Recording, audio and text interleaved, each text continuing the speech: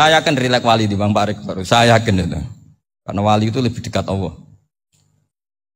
Sehingga orang dulu itu saya ulang lagi ya. Ada satu kearifan namanya hidup itu apa?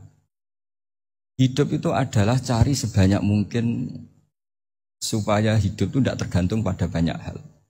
Jika misalnya cara berpikir orang-orang modern itu sebenarnya banyak orang-orang ilmuwan yang nggak ngagumi Amerika. Bukan karena angkuh ndak. Untuk mempertahankan kebesaran negara sebesar itu, kebutuhan listriknya besar, kebutuhan tentaranya besar, kebutuhan apa?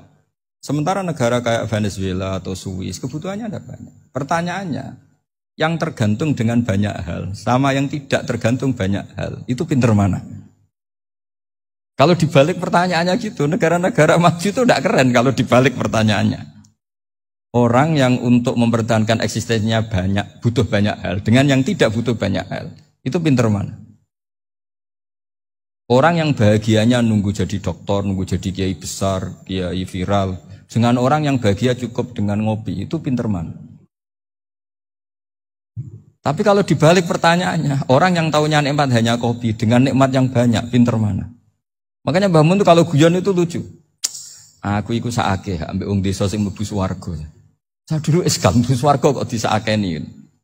Akhirnya beliau memberi penjelasan.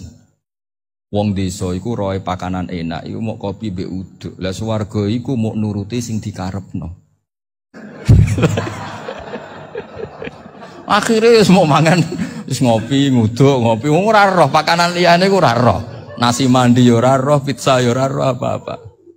Terus saya bilang, wah lah niku nak nganti selera tentang wanita cantik. Iku juga sederhana. Rontok pesek ya wis cantik, rontok ireng ya wis. Apa bidadarinya seperti itu karena saking enggak pengalamannya. Jadi surga itu kan nuruti apa yang diinginkan. Kira-kira keinginan orang kampung kalau di surga itu apa coba? Makanan apa coba? Nah, itu senangnya ketemel gemblong itu. Artinya malaikat lebih suka nangani surganya orang-orang kampung dibanding Pak Rektor. Ini sudah ribet ini. Makanan apa saja sudah pernah dicoba. Ya.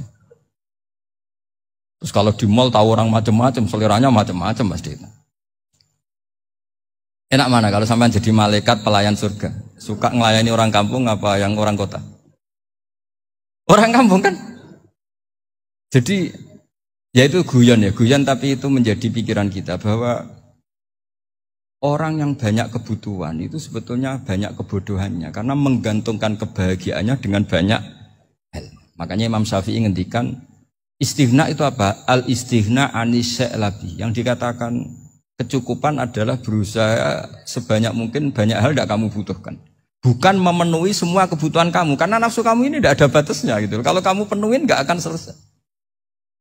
Itu ada perempuan yang kurang cantik itu minta doa saya, Gus doain suami saya kaya, terus tak guyonin, terus gak minta. Kalau suami kamu kaya, yang pertama dirubah itu apa? Rumah Gus, supaya rumah saya bagus. Kedua apa? Mobil, supaya mobil saya bagus. Nanti yang dievaluasi itu kamu.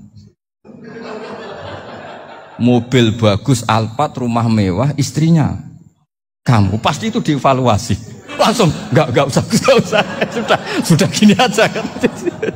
Jadi pertama yang dievaluasi itu kaya itu coba kalau suami kaya itu yang dievaluasi pertama rumah ya, rumah ganti. Setelah itu apa? Mobil. Kira-kira berikutnya akhirnya sudah Gus nggak jadi. Nabi Ibrahim itu pernah minta umur panjang, keren umur panjang. Sama Allah nggak dijawab. Datang orang tua gitu mertamu ke Nabi Ibrahim. Terus disuguhi dikasih kurma. Apa itu? Kok kurma apa? Anggur yang sudah matang sekali. Sudah dimakan. Setelah dimakan meler keluar lagi. Dimakan lagi meler lagi. Terus Nabi Ibrahim masuk lagi ke kamar. Ya Allah doanya tak cancel. Nanti kalau saya tua kayak itu. Jadi Allah itu gak jawab langsung tapi ngirimkan itu. Akhirnya ya Allah gak jadi. Nanti takut itu. Saya pernah ngalami jadi kiai tadi ada ibu-ibu ya gak pati cantik lah. Suaminya tuh miskin sekali. Minta doa saya supaya kaya. Bareng tak kasih pertimbangan itu udah gak usah gak jadi itu. Jadi itu kearifan. Tapi kearifan ini harus kita tanamkan. Saya gak bisa membayangkan Indonesia yang besar ini andai kan gak ada qanaah. nerimo ing pantum. Coba sekarang ada Covid. Andai kan Indonesia tuh kayak Prancis. Beberapa kali punya tamu orang yang hidup lama di Prancis, bahkan dapat istri orang Prancis. Itu dulu gak begitu mencintai Indonesia. Tapi setelah di Prancis 2 tahun, wah Indonesia hebat. Di Prancis itu kata dia kalau cerita, semua kebutuhan masyarakat itu dibebankan ke negara. Apa saja minta negara, apa saja nyoal negara. Sementara Indonesia, coba kalau Indonesia mengalami seperti ini kok tidak ada konaan rimo ing pantum, bisa kios Indonesia. Orang miskin nyalahkan negara, kelaparan nyalahkan negara, apa saja. Ini barokahnya dididik kiai, jogeman nyalahno wong liya. Urip pun romo ing pandum, diame. Sampai gak ngerti kalau Covid. Banyak tuh orang-orang kampung itu, orang lugu-lugu itu. Mbah niki saking Covid, salam ning Covid, muga-muga umure panjang. Dikira Covid itu nama orang yang ahli sosial itu. Mbah niki dana saking Covid. Matur nuwun sampekno salamku muga-muga umur panjang. Bingung kan yang nganterin ini. Ini gimana yang mau menjelaskan? Memang enggak paham. Ribet kan. Tapi saya pastikan bahwa dengan keadaan seperti ini kita bahagia, kita stabil, itu jelas barokahnya kalimat tadi, moto tadi atau pegangan hidup tadi. Makanya disebut al-ibarat qutun li'ailatil mustami'in. Bahwa redaksi atau kata-kata atau pegangan atau filosofi hidup, apalah namanya itu adalah penyemangat. Penyemangat. Karena kata-kata ini memang luar biasa. Ketika sahabat perang demi kebenaran, zaman itu ya pasti benar karena yang dibela Nabi. Dulu itu kan enak zaman Nabi, yang dibela mesti benarnya, musuhnya mesti salahnya. Jika dulu itu memang harus tegas. Kalau sekarang mau tegas gimana? Yang kamu bela tidak mesti benar, musuhnya tidak mesti salah. Ribet kan kalau misalnya saya tukaran sama Pak Rektor, kamu mau bela mana kan bingung. Saya tidak mesti benar, saya tidak Nabi. Pak Rektor apalagi nggak mesti benar lagi kan? Ribet kan? Jadi kalau kita mau perang sekarang itu mau pede gimana? Enggak. Makanya banyak ulama sekarang tuh mau tegas tuh nggak berani karena ya banyak hal yang abu-abu lah wilayahnya. Misalnya pilihan presiden atau pilihan bupati, pilihan menteri. Kamu mati-matian bela itu. Yang kamu bela tidak mesti benar. Musuh kamu tidak mesti salah. Misalnya pilihan bupati. Wah ini kabupaten ini baik kalau bupatinya ini. Yang satu bilang ini. Terus tim suksesnya kamu tanya. Kamu yakin? Ya tidak juga. Lah kenapa semangat? Kan saya botohnya paling alasannya ya itu aja. Bukan yang lain. Beda dengan zaman Nabi. Nabinya mesti benar, Abu Jahalnya mesti salah. Kan enak aturan mainnya jelas. Singkat cerita dalam perang itu banyak sahabat yang alami luka, ngalami apa gitu. Kemudian curhat lah ke Nabi. Ya Nabi gara-gara derekkan jenengan, ngikuti jenengan saya harus ngalami seperti ini, seperti ini. Ngiranya orang itu diapresiasi sama Allah keluarnya. Ternyata sama Allah gak diapresiasi. Malah diturunkan ayat intakunu ta'lamuna fa innahum ya'lamuna kama ta'lamun wa tarjuna minallah ma'ala yarjun. Kalau kamu sakit karena perang, orang-orang kafir itu ya sakit. Itu saja berani padahal demi kekafiran. Wa tarjuna minallah ma'ala yarjun. Padahal kamu punya nilai lebih yaitu berharap kepada Allah yang mereka tidak punya. Saya jadi kiai itu ya kadang mangkel. Karena yang benci ya benci, yang seneng itu ngel-ngel loh kayak Pak Bejo. Jadi semuanya ribet. Nah iya, yang benci ya ganggu, yang seneng ya ganggu, tambah nemen. Seribet. Tapi kalau sudah ingat bandar narkoba, mereka berhadapan dengan polisi, kadang ditembak karena kesalahannya terlalu fatal. Antar persaingan mereka juga bisa tembak-tembakan karena merebut pasar narkoba. Itu saja mereka berani. Kok kita yang jadi kiai kadang dicium tangannya, dihormati gak berani, hanya takut apa ya musibah-musibah kecil lah, atau problem-problem kecil. Nah iya, kalau kita bandingannya gitu. Kalau kamu mau tahajud kedinginan, itu masih nanti dihisab Allah itu gitu. Maling ayam itu keluar malam-malam, hanya dapat ayam. Itu gak takut dingin. Ya gak takut digebuki masa. Kamu mau tahajud aja takut dingin. Makanya nanti hisabnya orang soleh itu nanti dijajarkan orang dolim. Terus diperbandingkan. Wah itu habis kamu kalau itu.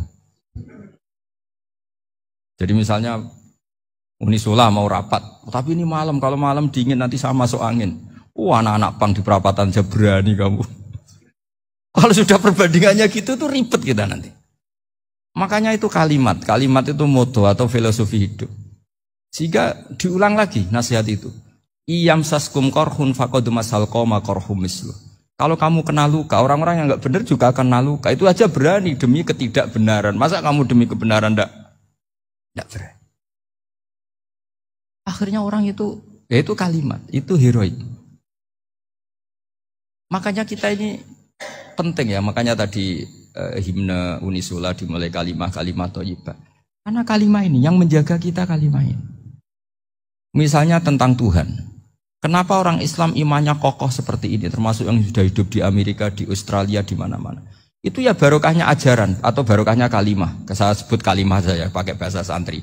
Karena la ilaha illallah itu dalam tradisi santri disebut kalimatu haqqin alaiha nahya wa alaiha namut wa alaiha nub'ats. Ada yang riwayat wa biha nub'ats insyaallah taala minal aminin.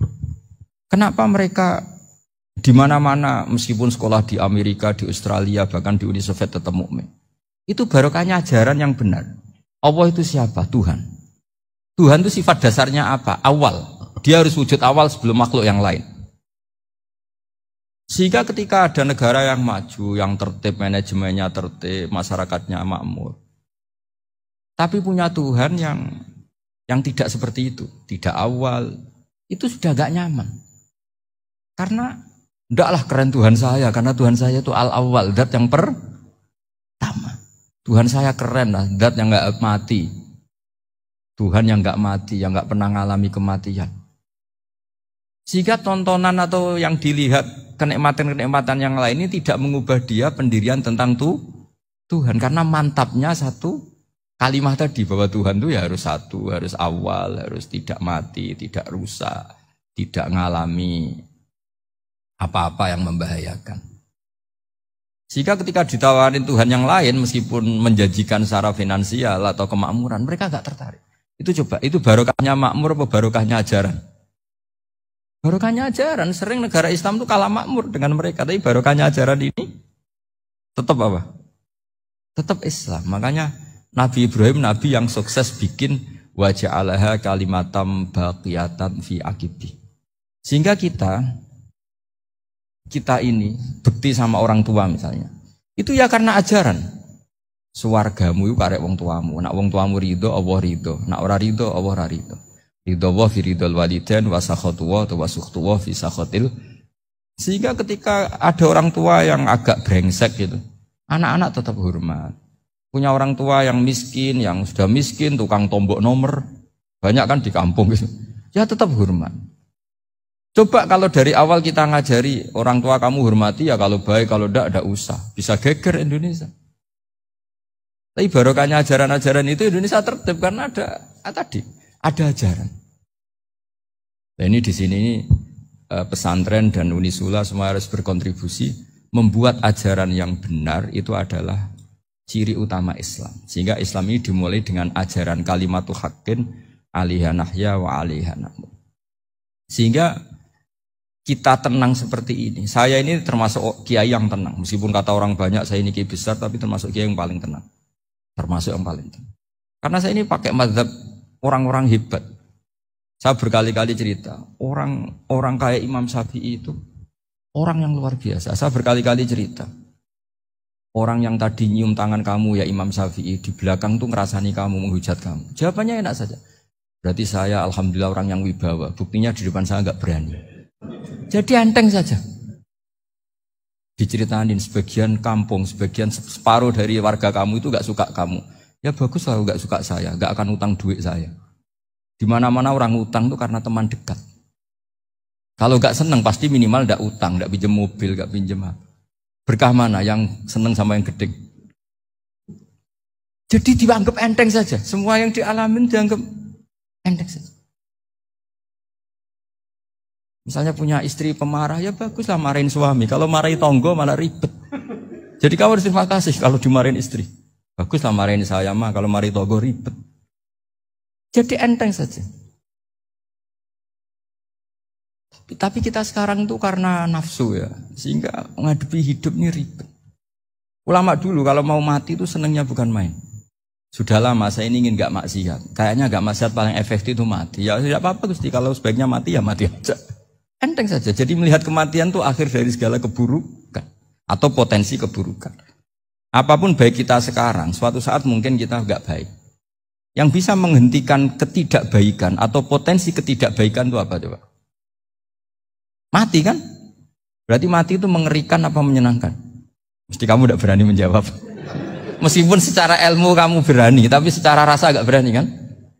Saya ulang lagi ya. Yang bisa menghentikan keburukan atau potensi keburukan itu apa coba? Apa? Kematian. Berarti kematian itu menyenangkan atau menyusahkan? Apapun kamu tidak berani jawab karena kamu agak-agak duniawi itu kelihatannya. Tapi secara ilmu, kamu tahu kan kalau mati itu tidak buruk-buruk banget. Karena apa? Itu akhir dari segala keburukan. Sehingga Nabi ngajarkan kalimat itu begitu luar biasa. Allahumma ahyini maka natil hayatu khairan li wa tawaffani maka natil wafatu khairan li. Nabi melihat dunia itu begitu indah. Ya Allah, kalau saya ini hidup, anggap saja hidup ini ziyadatan li fi kulli khairin, menjadi modal saya menambah segala kebaikan. Jika suatu saat saya mati, anggap mawon rohatan li min kulli syarrin, itu akhir dari segala keburukan